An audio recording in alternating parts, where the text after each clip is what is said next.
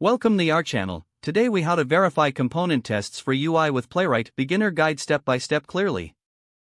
First, ensure you have Node.js installed on your machine. Open your terminal and create a new project directory.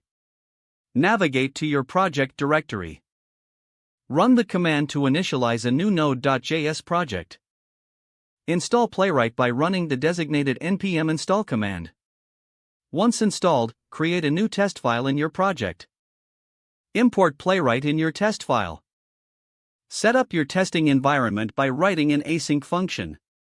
Within this function, launch the browser using Playwright's launch method. Create a new page instance from the browser. Use the page.goto method to navigate to the URL of the UI component you want to test.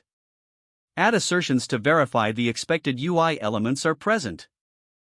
Utilize Playwright's built-in methods to check for text, buttons, or other elements. For interaction tests, use the click method on UI buttons. Capture screenshots if necessary to visualize the state of the component. Close the browser instance after all tests are complete. Run your test file using the define test runner command. Review the output to ensure tests passed successfully.